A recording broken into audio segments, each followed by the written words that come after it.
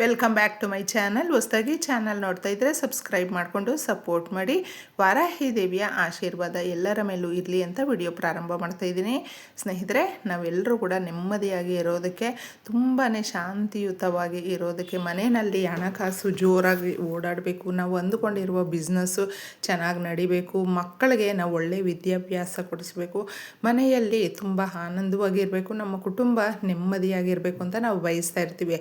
ಅದು ಚೆನ್ನಾಗೇ ಇರುತ್ತೆ. ಆದರೆ ಈ ಕಷ್ಟಗಳು ಅನ್ನುವಂಥದ್ದು ನಮ್ಮನ್ನು ಯಾಕೋ ಬಿಟ್ಟು ಬಿಡದೆ ಕಾಡ್ತಾ ಇದೆ, ನಮ್ಮನ್ನು ಮೋಸ ಮಾಡ್ತಾ ಇದ್ದಾರೆ. ನಮಗೆ ಒಂದು ಮನೆಯಲ್ಲೂ ಕೂಡ ಏನೋ ಒಂದು ದರಿದ್ರ ಅನ್ನೋದಿದೆ. ಮನೆಗೆ ಬಂದರೆ ಸಾಕು ತಳ್ಳುತ್ತಾ ಇರುತ್ತೆ, ಹೊರಗಡೆ ಹೋಗ್ಬಿಡ್ಬೇಕಪ್ಪ, ನಾವು ಮನೆ ಒಳಗಡೆ ಬರೋದಕ್ಕೆ ನಮ್ಗೆ ಇಷ್ಟನೇ ಇಲ್ಲ ಅಂತ ಅಂದ್ಕೊಳ್ತೀವಿ. ಈ ಥರ ನಮಗೆ ಸಹಜವಾಗಿ ನಡೀತಾನೇ ಇರುತ್ತೆ. ಇದನ್ನು ನಾವು ಹೋಗ್ಲಾಡಿಸ್ಕೊಳ್ಳೋದಕ್ಕೆ ಹಾಗೂ ನಮ್ಮ ಮನೆಯಲ್ಲಿ ಇರುವಂಥ ಮುಖ್ಯವಾಗಿ ಆ ದರಿದ್ರ ಏನಿರುತ್ತೆ ಅದು ಏನಾದರೂ ಬಂದುಬಿಟ್ರೆ ಸಾಕು, ಎಷ್ಟೇ ರಿಚ್ ಆಗಿದ್ದರೂ ಕೂಡ ಅವರನ್ನು ಕಡುಬಡತನಕ್ಕೆ ತಳ್ಳಿಬಿಡುತ್ತೆ. ಒಂದೊಂದು ರೂಪಾಯಿಗೂ ಕೇಳಿಕೊಳ್ಳುವಂಥ ಕಷ್ಟಕ್ಕೆ ನಾವು ಸಿಲುಕಾಕ್ಕೊಂಡು ಬಿಡ್ತೀವಿ. ಯಾರನ್ನ ಸಹಾಯ ಕೇಳಿದ್ರೂ ಕೂಡ ನಮಗೆ ಸಹಾಯ ಕೊಡೋದಿಲ್ಲ. ನಮ್ಮನ್ನು ನೋಡುವಂಥ ದೃಷ್ಟಿಕೋನನೇ ಬೇರೆ ಕಡೆ ಇರುತ್ತೆ. ಆ ಥರ ಎಲ್ಲವೂ ಬದಲಾದಾಗ, ಆ ಸಮಸ್ಯೆಗಳು ಜಾಸ್ತಿ ಆದಾಗ ಮಾಡಿಕೊಳ್ಳುವಂಥ ಪರಿಹಾರ, ಇದನ್ನು ಸಾಧಾರಣವಾಗಿ ನಾವು ಶುಕ್ರವಾರದ ರಾತ್ರಿ ಏನಾದರೂ ಮಾಡಿಕೊಂಡ್ರೆ ತುಂಬ ಉತ್ತಮವಾದಂಥ ಫಲ ಅನ್ನೋದು ಸಿಗುತ್ತೆ. ಯಾಕಂದರೆ ಶುಕ್ರವಾರ ಶ್ರೀ ಮಹಾಲಕ್ಷ್ಮಿಗೆ ಪ್ರಿಯವಾದಂಥ ದಿನ. ಆ ತಾಯಿಯನ್ನು ನಾವು ಈ ದಿನ ಈ ರೀತಿಯಾಗಿ ಕೇಳಿಕೊಂಡು ಪರಿಹಾರ ಮಾಡಿಕೊಂಡ್ರೆ ನಮ್ಮ ಮನೆಗೆ ಅಷ್ಟಲಕ್ಷ್ಮಿಯರ ಆಶೀರ್ವಾದ ಅನ್ನೋದು ಸಿಗುತ್ತೆ. ನಮ್ಮ ಅಷ್ಟ ಕಷ್ಟಗಳನ್ನು ನಿವಾರಣೆ ಮಾಡುವಂಥ ಶಕ್ತಿ ಕೂಡ ಈ ಪರಿಹಾರಕ್ಕೆ ಇದೆ ಅಂತ ಹೇಳಬಹುದು. ಇದನ್ನು ತುಂಬ ಸರಳ ವಿಧಾನದಲ್ಲೇ ನಮ್ಮ ಅಡುಗೆ ಮನೆಯಲ್ಲಿ ವಸ್ತುಗಳಿದೆ ನೋಡಿ, ಅದಕ್ಕೆ ಒಂದು ಶಕ್ತಿ ಅನ್ನೋದು ಇದೆ. ನಾವು ತುಂಬಾ ಒಂದು ಈಸಿಯಾಗಿ ಏನು ಅಂದ್ಕೊಳ್ತೀವಿ ಅಂದರೆ, ಅಡುಗೆ ಮನೆಯಲ್ಲಿ ಇರುವಂಥ ವಸ್ತುಗಳು ಅಡುಗೆಗೆ ಬಳಸ್ತೀವಿ, ಪರಿಹಾರಕ್ಕೆ ಹೇಗಾಗುತ್ತೆ, ನಮ್ಮ ಹಣಕಾಸಿನ ಸಮಸ್ಯೆಗಳು ಯಾವ ರೀತಿ ಬಗೆಹರಿಸುತ್ತೆ ಅನ್ನೋದು ಕೆಲವೊಬ್ಬರಿಗೆ ಡೌಟ್ ಇರುತ್ತೆ. ಆದರೆ ನಮ್ಮ ಹಿರಿಯರು ಕೂಡ ತುಂಬಾ ರಹಸ್ಯವಾಗಿ ಅವರು ಈ ಪರಿಹಾರಗಳನ್ನು ಮಾಡ್ಕೊಳ್ತಾ ಇದ್ದರು. ಸ್ನೇಹಿತರೆ, ತುಂಬ ಗುಟ್ಟಾಗಿ ಮಾಡ್ಕೊಳ್ತಾ ಇರೋದರಿಂದ ಅದ್ರ ಬಗ್ಗೆ ನಮ್ಗೆ ಅಷ್ಟೊಂದು ಅರಿವು ಇರ್ತಾ ಇರಲಿಲ್ಲ. ಆದರೆ ಈ ಪರಿಹಾರಗಳಲ್ಲಿ ತುಂಬ ರಿಸಲ್ಟನ್ನು ಕೊಡುತ್ತೆ, ತುಂಬ ಶಕ್ತಿಯನ್ನು ಕೊಡುತ್ತೆ. ಇದನ್ನು ನೀವು ಮಾಡ್ಕೊಂಡು ನೋಡಿ. ಸಾಸಿವೆ ಬಂದು ನಮಗೆ ಶತ್ರುಗಳಿರ್ತಾರೆ ನೋಡಿ, ಅವ್ರನ್ನ ಬೇಕಾದರೆ ನಂಬಿಡಬಹುದು. ಆದರೆ ನಮ್ಮ ಜೊತೆನೇ ಚೆನ್ನಾಗಿ ಇದ್ದುಕೊಂಡು ಹಿತಶತ್ರುಗಳು ಇರ್ತಾರೆ ನೋಡಿ, ಅವರನ್ನು ಯಾವುದೇ ಕಾರಣಕ್ಕೂ ಕೂಡ ನಂಬಲೇಬಾರ್ದು ಸ್ನೇಹಿತರೆ, ಅಂತಹವ್ರನ್ನ. ಯಾಕಂದರೆ ಅವರು ನಮ್ಮ ಏಳಿಗೆ ಸಹಿಸ್ಕೊಳ್ಳೋದಿಲ್ಲ, ತುಂಬ ಅಸೂಯೆ ಪಡ್ತಾ ಇರ್ತಾರೆ, ಪ್ರತಿಯೊಂದು ಹೆಜ್ಜೆಯನ್ನು ಕೂಡ ಗಮನಿಸ್ತಾ ಇರ್ತಾರೆ. ನಮ್ಮ ಏಳಿಗೆ ಅವರಿಗೆ ಅಸೂಯೆಯನ್ನು ತಂದುಕೊಡುತ್ತೆ, ನಮ್ಮ ಅಭಿವೃದ್ಧಿ ಅನ್ನೋದು ಅವ್ರಿಗೆ ಇಷ್ಟ ಆಗೋದಿಲ್ಲ. ಅದಕ್ಕೆ ಹಿತಶತ್ರುಗಳನ್ನು ನೀವು ಹುಷಾರಾಗಿ ಹ್ಯಾಂಡಲ್ ಮಾಡಿ.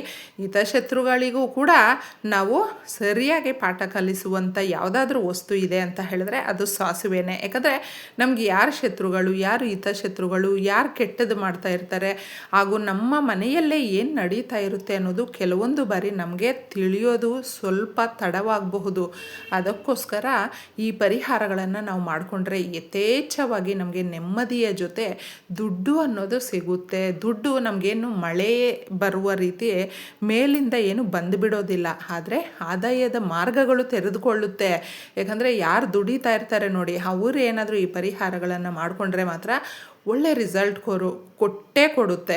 ನಮಗೆ ಒಂದು ಕಡೆ ಆದಾಯ ಬರ್ತಾಯಿದ್ರೆ ಇನ್ನೊಂದು 10 ಕಡೆ ಆದಾಯ ಸೃಷ್ಟಿಯಾಗುವಂಥ ಕೆಲಸಗಳು ಬರುತ್ತೆ, ಆಪರ್ಚುನಿಟಿ ಅನ್ನೋದು ಬರುತ್ತೆ. ಹಾಗೂ ನಮ್ಮ ಕೈಗೆ ಬಲವನ್ನು ಕೊಡ್ತಾನೆ ಭಗವಂತನು, ಇನ್ನಷ್ಟು ಮತ್ತಷ್ಟು ಮಾಡಿ ಅಂತಂದ್ಬಿಟ್ಟು. ಯಾಕಂದರೆ ನಾವು ಭಗವಂತನನ್ನು ನಂಬಿ ಈ ಪರಿಹಾರಗಳನ್ನು ಮಾಡ್ಕೊಳ್ತಾ ಇರ್ತೀವಿ, ಅದರ ಜೊತೆ ನಾವು ದುಡಿತಾ ಇರ್ತೀವಿ.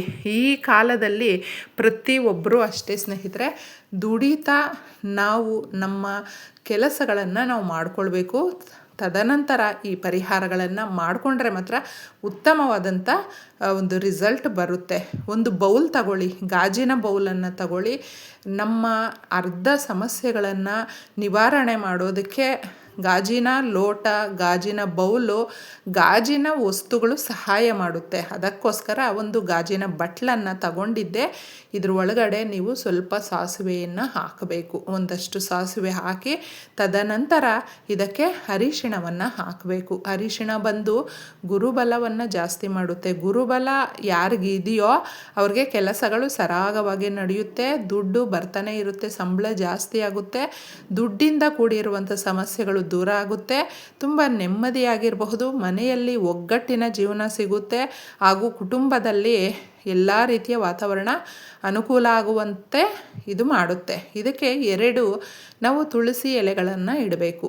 ಪೂಜೆಗೆ ಮಾಡದೇ ಇರುವಂಥ ಗಿಡಗಳು ಇಟ್ಟಿರ್ತೀವಲ್ವ, ಅದರಲ್ಲಿ ತಗೊಳ್ಬೇಕು ನಾವು ಎಲೆಗಳನ್ನು. ಈ ಥರ ತೆಗೆದು ಫಸ್ಟೇ ಇಟ್ಕೊಂಡು 1-2 ಎಲೆಗಳನ್ನು ಇದ್ರ ಮೇಲೆ ಇಟ್ಬಿಟ್ಟು ಈ ಪರಿಹಾರವನ್ನು ರಾತ್ರಿ ಮಾಡ್ಕೊಳ್ಬೇಕು. ನಿಮ್ಮ ಮನೆಯೆಲ್ಲ ಕ್ಲೀನಾಗಿ ಈ ಬೌಲನ್ನು ಇಟ್ಕೊಂಡು ಓಡಾಡ್ತಾ ನಮ್ಮ ಮನೆಯಲ್ಲಿರುವಂಥ ನಕಾರಾತ್ಮಕ ಶಕ್ತಿಗಳು, ನಮ್ಮ ಮನೆಯಲ್ಲಿರುವಂಥ ಬಡತನ, ನಮ್ಮ ಮನೆಯಲ್ಲಿರುವಂಥ ದರಿದ್ರ ದೇವತೆ ಓಡೋಗಬೇಕು ಅಂತ ಹೇಳ್ಕೊಳ್ಳಿ. ದರಿದ್ರ ದೇವತೆ ಇದ್ದರೆ ಎಲ್ಲ ಕಷ್ಟಗಳು ಬರುತ್ತೆ, ಹಾಗೂ ಮಹಾಲಕ್ಷ್ಮಿ ಆ ಜಾಗದಲ್ಲಿ ಇರೋದಿಲ್ಲ. ಈ ಪರಿಹಾರ ಮಾಡಿಕೊಂಡ್ರೆ ಮಾತ್ರ ದರಿದ್ರ ದೇವತೆ ಹೊರಟೋಗ್ತಾಳೆ.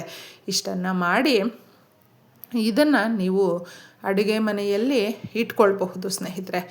ಇದನ್ನು ನೀವು ಅಡುಗೆ ಮನೆಯಲ್ಲಾದರೂ ಇಡಿ ಅಥವಾ ನಿಮ್ಮ ದೇವ್ರ ಮನೆಯಲ್ಲಾದರೂ ಇಡಬಹುದು. ಈ 2 ಜಾಗದಲ್ಲಿ ಕೂಡ ನೀವು ಇಟ್ಕೊಳ್ಬಹುದು. ಕೆಲವೊಬ್ಬರಿಗೆ ಅಡುಗೆ ಮನೆಯಲ್ಲಿ ಇಡೋದಕ್ಕೆ ಸ್ವಲ್ಪ ಒಳ್ಳೆ ಪ್ಲೇಸ್ ಇಲ್ಲ ಅಂತ ಅಂದ್ಕೊಳ್ಳುವಂಥವರು ಸಾಧ್ಯವಾದಷ್ಟು ನೀವೇನು ಮಾಡಬೇಕು ಅಂದರೆ ನಿಮ್ಮ ಮನೆಯ ಗ್ಯಾಸ್ ಸ್ಟವ್ ಪಕ್ಕದಲ್ಲಿ ಇಟ್ಕೊಳ್ಳೋದಕ್ಕೆ ಪ್ರಯತ್ನಿಸಿ.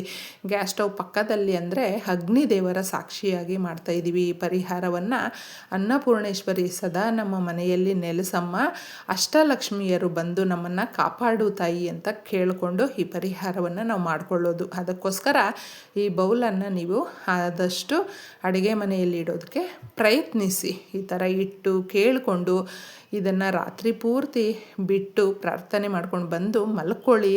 ಮತ್ತೆ ಲೈಟ್ ಆಫ್ ಮಾಡೋದು, ಆನ್ ಮಾಡೋದು, ಹೋಗಿ ನೋಡೋದು, ಇದೆಲ್ಲವೂ ನೋಡೋದಕ್ಕೆ ಹೋಗ್ಬಿಡಿ. ಒಂದು ಸಾರಿ ಬಂದು ಮಲ್ಕೊಂಡಾದಮೇಲೆ ಪ್ರಕೃತಿಯಲ್ಲಿ ರಾತ್ರಿ ಆದಮೇಲೆ ನೆಗೆಟಿವ್ಗೆ ಓಡಾಡೋದಕ್ಕೆ ಜಾಸ್ತಿ ಒಂದು ಬಲ ಬರುತ್ತೆ. ಆ ನೆಗೆಟಿವನ್ನು ಎಳೆದುಕೊಳ್ಳುವಂಥ ಶಕ್ತಿ ಈ ಪರಿಹಾರಕ್ಕೆ, ಇದರಲ್ಲಿ ಹಾಕಿರುವಂಥ ವಸ್ತುಗಳಿಗೆ ಇದೆ. ಅದಕ್ಕೋಸ್ಕರ ಇದನ್ನು ಮಾಡಿಕೊಂಡು ತದನಂತರ ಎಲ್ಲ ರೀತಿಯ ಕಷ್ಟಗಳನ್ನು, ದರಿದ್ರವನ್ನು ಅದು ಎಳ್ಕೊಳ್ಳುವಂಥ ಕೆಲಸ ರಾತ್ರಿ ಪೂರ್ತಿ ಮಾಡ್ತಾ ಇರುತ್ತೆ. ನಾವು ಮಲ್ಕೊಂಡಿರ್ತೀವಲ್ವ, ನಮ್ಮ ಸುತ್ತಮುತ್ತ ನಮ್ಮ ಮನೆಯಲ್ಲಿ ನಮ್ಮ ಮೇಲೆ ಇರುವಂಥ ನೆಗೆಟಿವ್ ಎನರ್ಜಿಯನ್ನು ಇದು ಅಬ್ಸರ್ವ್ ಮಾಡಿಕೊಳ್ಳುತ್ತೆ. ಮಾರನೇ ದಿನ ತಗೊಂಡೋಗಿ ಯಾರು ತುಳಿದೇ ಇರುವ ಕಡೆ ಹಾಕ್ಬಿಟ್ಟು ಬನ್ನಿ. ಇಷ್ಟೇ ಸುಲಭವಾಗಿ.